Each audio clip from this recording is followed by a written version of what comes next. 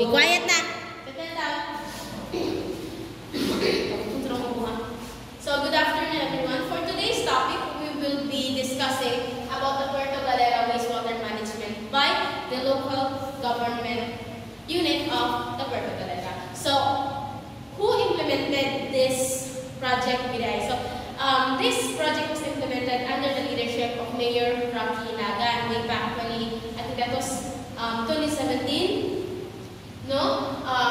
So nga nag-implement pa ni siya. Nga nag-implement, nga nang kinahanglan man, kanahay nanin ang program sa Puerto Galera. So, as we all know, or some of us knew, that Puerto Galera is a coastal municipality in the province of Oriental Mindoro. So, kini siya nga lugar, nindot kini siya mga dagat, no? Same sa Boracay Islands na white sand beaches, nindot kayo nga, hindi mo siyang tourist spot without sa Philippines. It is known for its white sand beaches, coral reefs, and diving spots. It is also known for its natural beauty, diversity, and vibrant local culture. Now, the reason why naamaning a project, it is because only 9 of 35 sampling stations in the municipality of Puerto Galera and Mindoro have passed the water quality standards. So, in short, kaning program na-implement siya to improve the quality of water in the area. Same with the Boracay. Pahugaw kayong Boracay sa una. Kung wala naging palimpyuhan ni former President Duterte, hugaw gihapon siya ron. Main reason, kanang bitaw, tubig nga nasa sewer. Kung katong mga ginamit ka sa balay, pinaliguan, inong ka sa nilabahan, katong nga tubig, padulong sa sewerage system. Karon nga, katong nga tubig ka, wala siya eksakto nga kapunduhan nga kung bitaw ka nang pare sa tuwa diri nga murag makita doon sa dagat. So kato nga tubig dili siya mo diretso sa dagat. Kato kay diretso siya sa dagat tanan. So mahugaw ang tubig. So kung hugaw ang tubig, kato ng tubig nagaglumot hugaw gid siya dirty kay siya. So kato na wala na kapasar ang katong other 35 stations, no? Sampling stations sa Puerto Galera. So mo nga ilahang gi-implement ang inani nga program, wastewater management. I-manage nila ang mga wastewater gikan sa mga panimalay.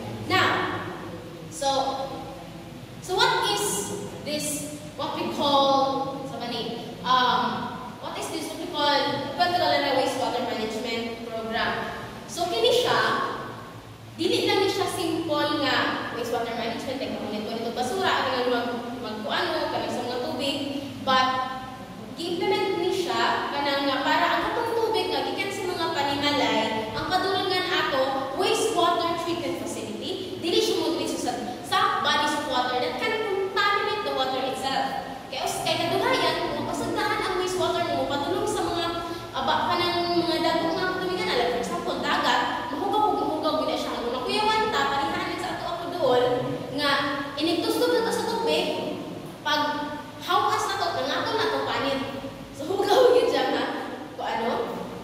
So this program is an example of the local government political will to serve its people, protect the environment, and generate revenue. So to serve its people, dili lang man siya kay ang program nagka-focus sa LGU, but also to the whole municipality. Dili man siya kay para lang nga musikat ang LGU, pero para po ang mga tao position po tarong. Protect the environment, of course, by managing our wastewater nga masayang lang or ato lang sa mga bodies of water nga maka-apekto ato, no? Goal po niya, goal po sa project nga maprotektahan ato ang environment and to generate revenue. So this Puerto Galera is also a tourist spot na maka-generate ng revenue sa local government units. Now, without these tourist spots, how can they earn money? So that is why protecting the environment can also create revenue and also matabangan ang mga tao nga makakita ng kwarta. So this program aims to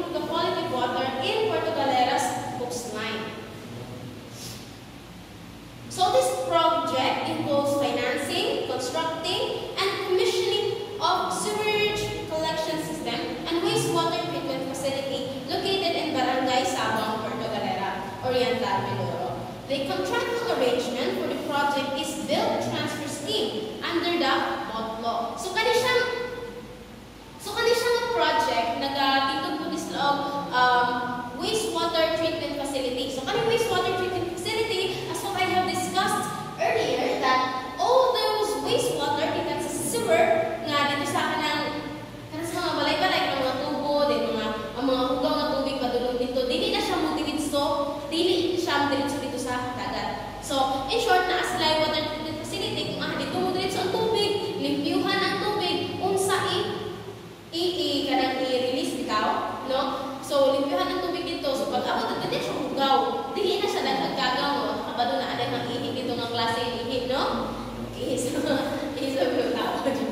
okay, so Puerto Galera implemented a wastewater management system to protect its pristine marine environment and coastline. So first, to be affected on this kind of situation nga hugaw ang dagat is the marine environment. Marine environment kay pag hugaw na ang kuan, hugaw na ang quality sa water, mahitabo, hindi na sila ganang lumipya. No? For example, maglabata, grabe kita magamit ng sunrox, grabe kita magamit ng chlorine, mga sabon nga, grabe kita magamit sa environment. So that is one of kanang mga chemicals nga makadaot sa tubig. Mamatay ato ang mga kanang aquatic animals, no? Which is crucial to its tourism industry. By preventing water pollution from untreated sewage, ultimately earning them the Galing Pope Awardee for their proactive environmental stewardship, this initiative demonstrated a strong commitment to sustainable development and safeguarding their key economic asset. So, it is also to preserve the environment and tourism sustainability. By preventing water pollution, the wastewater management system aims to maintain the attractiveness of the area for tourists, ensuring long-term economic benefits. So, kung limpyo ang tubig, kung maglantaw nila o limpyo ang tubig, indot kaliguan, so dili magduha-duha ang mga tourist kung ato ng lugar. Now, same with the Boracay. Another example kinaani kay kanib yung Boracay. Grabe ka mo Boracay sa una, no? Ang Manila Bay, itong Manila Bay bitaw, grabe kay pagkapugaw, di gyud maliguan tungod ra pud sa pollution, water pollution nga gikos mga tao. Now, with this one, tungod kay nalimpyo ang lugar, ang tourist attraction mas itaas. So, mas i-increase ang revenue, no? O makakuan siya o potential long-term economic benefits.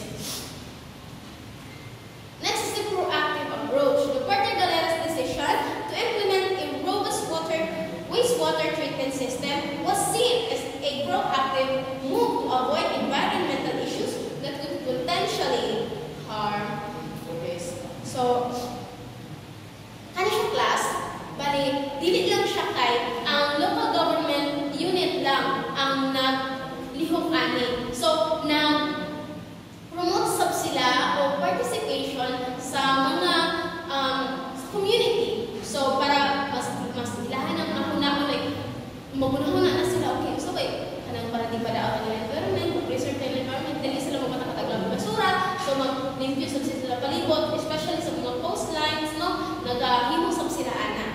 And community impact. The project not only protected the environment, but also improved public health by reducing waterborne diseases. Mostly when our water is polluted. Sa ato ang mismo, maka-affect sa ato ang health, dahil ang magkasakit and all.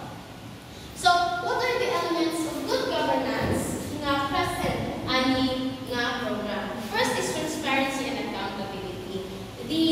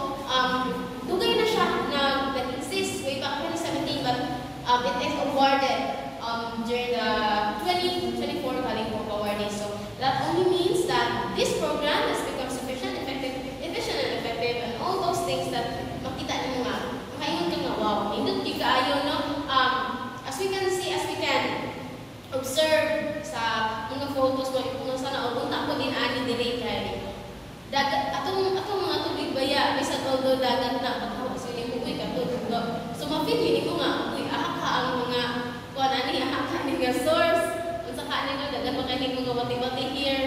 Bisan pagdagat na pero naagin na yung part niya. Nahuga-huga siya. So, here are some reference